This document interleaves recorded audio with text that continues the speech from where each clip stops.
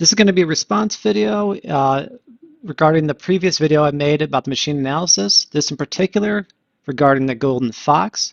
So I wanted to reply to a comment here that I didn't get a chance to reply to because of its length. So I didn't want to respond with as much as text as this user here did, Chris18. So I'll just go over point by point and see what we can discuss here. My gripe is that you repeatedly call Fox OP. I disagree. Yes, a Fox main saying Fox isn't OP, but hear me out. I think it'd definitely be the highest potential, maybe even outright the strongest machine in isolation, ideal circumstances, but isn't overpowered. Much in the same way Ace isn't overpowered when playing poker. I guess this is kind of just debating what, really overpowered means. For me, I kind of see as it just has the most advantages, and it could set for the most part the best times. Even though Stingray has a few of those victories, but it's just the easiest to do with Fox.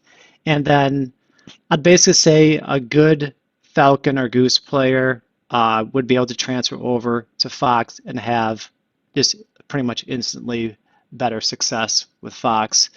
I exclude Stingray just because it's just a different type of play, but I'm sure the top Stingrays could do that as well. And that's how it is for me. Like my first places are definitely a lot more difficult with the other machines, and there's just it's just a tougher way to play. So Fox is just the best, and then you get the free wins on Deathwind and Mute City, or depending on who's in the lobby for that. So I'm going to bring up some points you missed, but also some points I think you understand what your detriments to Fox. Let's get into it. While a world-class Fox player can often wipe the floor with the rest of the competition, if there's not another world-class Fox in the lobby, I think your analysis pushes too close to pick Fox, learn the bumper patterns, instantly win, or just pick Fox and instantly win. Yeah, I kind of agree with that. It's kind of a perspective I've come to is when I've learned Fox more, so I can see where it's coming from. Then when you look at the end of the race and you usually see a Fox at the top, you're often missing what goes into that, including the Foxes that didn't make it. Yes, a lot of Foxes do crash out. I think this is very easy to forget when you become skilled at Fox, thousands racing in, especially when your first main wasn't Fox, which gives you some of the head start in Fox, since some of the skills and knowledge transfer over like you did from Goose. So this is kind of a good point. I started with Goose because of these issues. So I had my best success early with Goose because of the survivability. And I was kind of practicing more so with Fox in 99 races because I was just having a tough time surviving with Fox in the 5 races. So yeah, I mean, I'm familiar with how that goes. I crashed out a ton learning Fox, but then, it just as you get better, it gets less and less.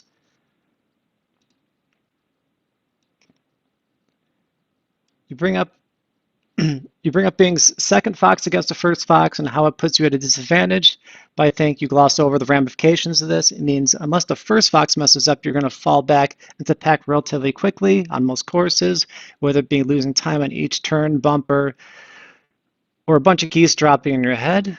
Yes, this can definitely happen. And just in the starting pad position, regardless of which pad you can get, can determine with a chance of first Fox.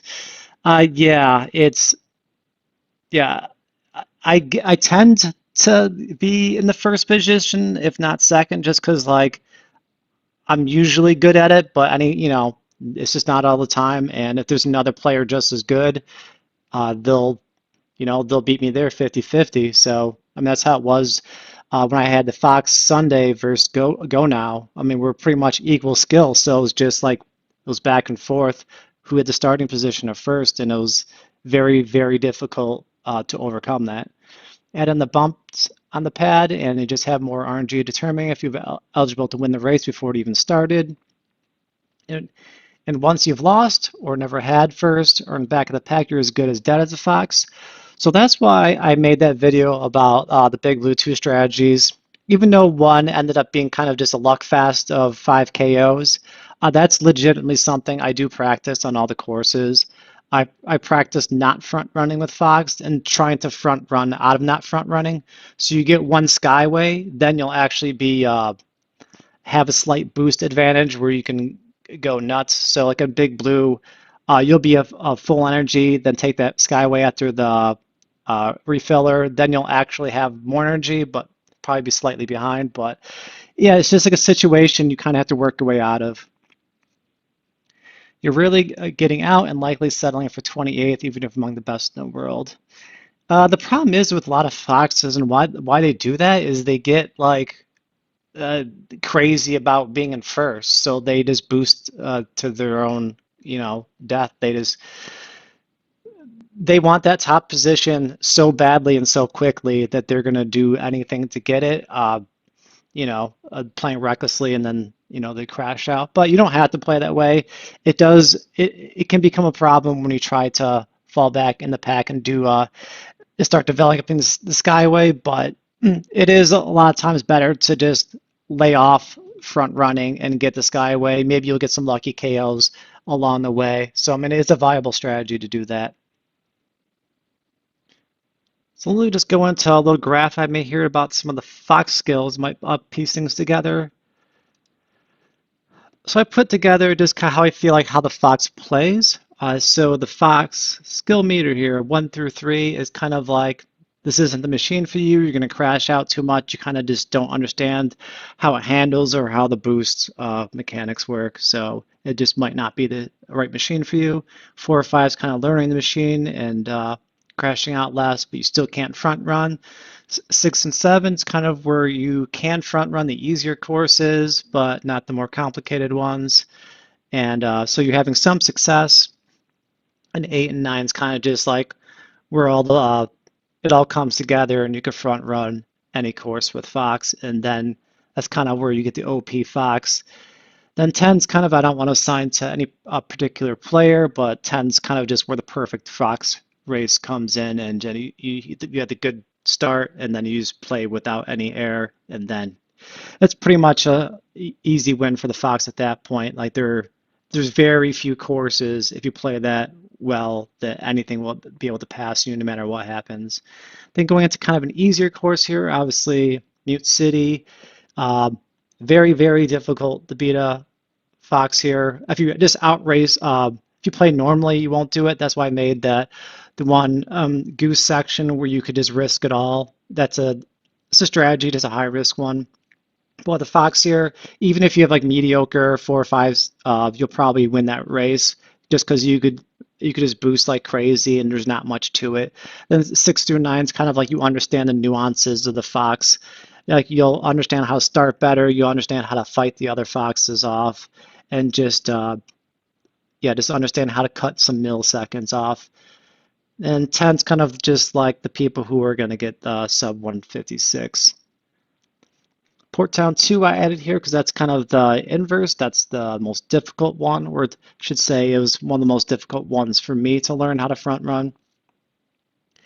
I basically, when I first started playing Port Town 2, I was playing in the pack and going for skyways because it's such a difficult course. The weaving bumpers, especially at the end, where it's kind of hard to get a read on them and just heavy traffic. But because what would happen if you try to front run, you're not a fully developed Fox, is you might be able to get away with it first lap. You don't have to deal with bumpers. But then once this bumper comes in, you're gonna have worse lines you're gonna take. You're gonna have to slow down, maybe hit those reds in the weaving sections. So you just probably won't be able to pull it out. And the 8 9's kind of just like a really good Fox who's not gonna make those mistakes. And even if you do manage to get 10, if there's a 10 Stingray, the God tier Stingrays actually will beat out a Fox here, but there's just really a few of those Stingrays.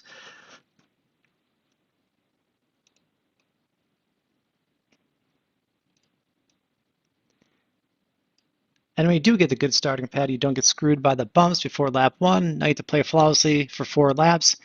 As a counter to getting to race time trial in first, not only do you have the blues, as you briefly mentioned, but any small mistake could generally be a small inconvenience for other machines, or maybe you just lose you first and at the podium spot still. I mean, Stingray's heavily punished. So I mean, Goose could usually break out of things depending on his energy management and stuff. I mean, you can even hit like reds with a Goose sometimes and barely be affected. Yes, it depends on the situation though. It's not gonna send you head first into the peg route where I kill you when you turn into a pinball. Yeah, I mean, Foxes just crash out, especially if it's a big mistake. I mean, you can still, I mean, you can recover from some mistakes as Fox. It depends on the lobby also, obviously. I mean, there's times where I don't play Red Canyon perfectly with Fox, but like I'll be several seconds ahead, so it doesn't really matter. That's kind of like, you know, it depends on the lobby in those situations. Fox plays as close to death as much as possible, while the machines pace themselves, wait for their moment to break away. Yeah, this is true, especially that's why it's for Goose. Is I think when they make the mistakes, they're not deep in the red, so they can recover with the boost. And like machines like Fox or even Stingray sometimes just don't have an option to boost out of airs. And I think a lot of Foxes make the mistake of playing like it's time trial, and then they just cause themselves to crash out when they don't have to. It's kind of like a Fox thing to do. Is like you're trying to get the fastest time for personal bests when you're uh, like if you turn on that one map where you can see everyone who's behind you and like no one's even there, but you still try like making that point one, you know, turn as sharp as you can. So that's kind of what Foxes do.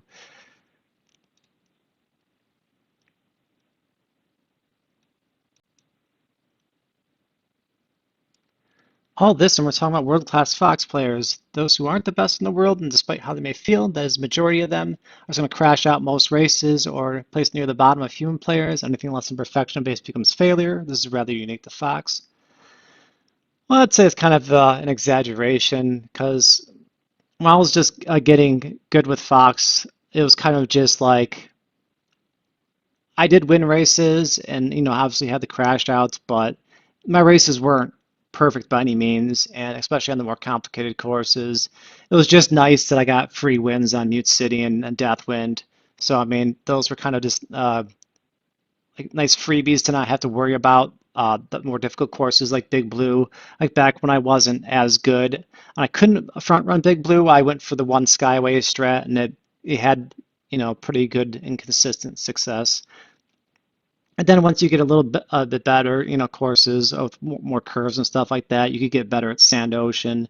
Unless there's like a god tier Stingray, you could front run that as well.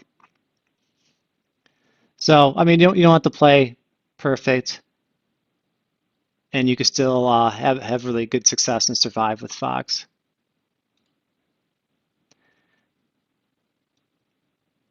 You also mentioned as a pro for Goose that it does well in GPs, but you only gloss over the GPs being negative for Fox. Not dying while playing in a GP, win across 5 races, no trivial task for Fox. Yeah, this is true. Even the best Foxes do crash out in GPs. Especially when you're learning Fox, that's why I main Goose first, just survivability.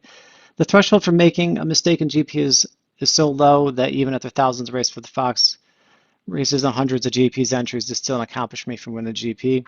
Yeah, I know how this feels. I mean, back when I was first learning the game, a GP win was huge, especially with learning all the machines. Just like getting that first with every machine kind of was difficult. So I know what you mean. And yeah, I mean, surviving with Fox is kind of a skill set. I think it's one of the skills that even the top tier players should work on more is survivability. I think what they a lot of times do is they're so obsessed with those personal bests and splits and trying to get the biggest wins is they crash out on this unnecessarily, and there's, you know, you could just play for the win rather than playing for the absolute fastest time. So let's go into something I actually made earlier here. So I'm not sure if anyone caught this, but when King League came out, I made a chart seeing how each machine would play. So this is 24 GPs, and I was actually different machines throughout the, you know, this whole time. So I'm not sure which ones were else Fox and not. But a lot of the Foxes in first place were me, and maybe maybe once, it might have been someone else, but Fox did have the least amount of top 10 placements. And what turned out to be is just Goose kind of dominated just because of survivability. And, it's just how it is. It'd be kind of something maybe I'd even like to track again because, yeah, I do know what Chris 18 is saying here. Is survivability for any Fox, even the most skilled ones, it's a real thing. So that's a that is a detriment to Fox. But I also say Foxes could play safer and they don't. It's just kind of they're making a choice sometimes to play recklessly.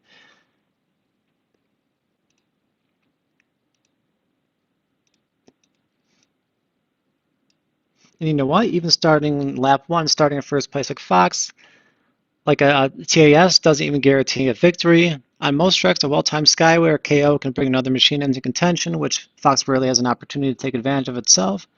Well, that's kind of why I made that stuff about the Fox, about the gamble, trying to take a Fox out in Mute City.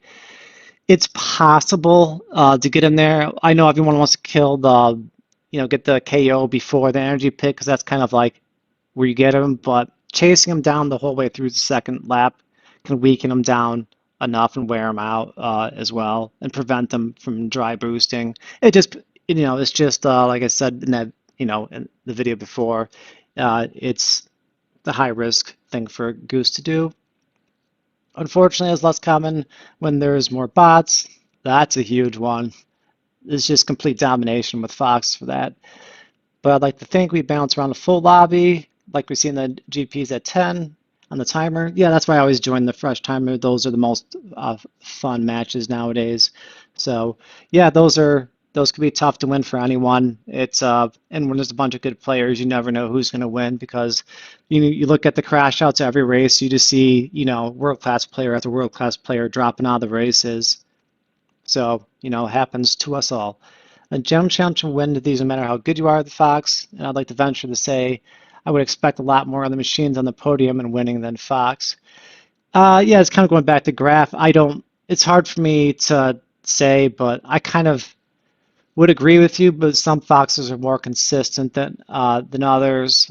Like I don't crash out as much as other Foxes, but I know some even Foxes that are capable of setting good times they just seem to have that struggle of finishing GP still.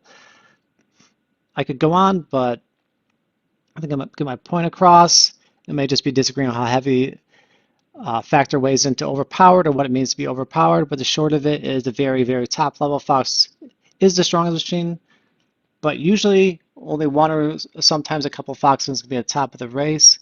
This is true. It's a Fox situation. I know there was a time it was, I'd play with like Not Riley and stuff, and just like in another Fox, it was just like the three of us just could not survive together. It was just like Fox overload, and that was just like three of us. So, but I mean, it is a lot of fun to have those matches. You just get lucky to start and play flawlessly and close to your death, or for 4 or 20 laps. There's machines that have more leniency. Failure to do so just means death or placing so low that you might have as well crashed out. Highest potential doesn't mean overpowered. It could be the same. It could gain benefit, giving small buffs to other machines and make them more competitive, absolutely, but fixing Fox an instant win, an easy win. For them, just like kind of over here, I do agree with a lot of what Chris 18 is saying. It kind of turns into, I do still think it turns into OP around the 8 and 9 marker for Fox skill. It's just because I wouldn't be able to beat my own Fox. So that's like, the same person with the same skill and knowledge of the game. Just I wouldn't be able to beat myself with a different machine. So that's kind of how I see it, and it just has more advantages. And you just kind of like you just kind of throw away the crash outs and kind of reduce them, but you get those 1,000-point GPs pretty regularly with Fox once you get to that point.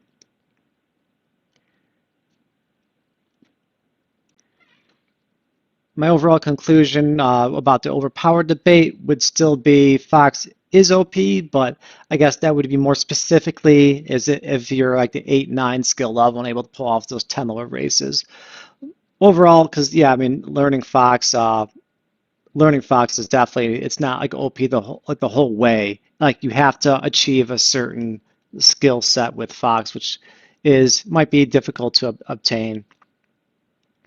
And just like more things that like make it OP is like a highlight Mute City. That's the first race of the GP.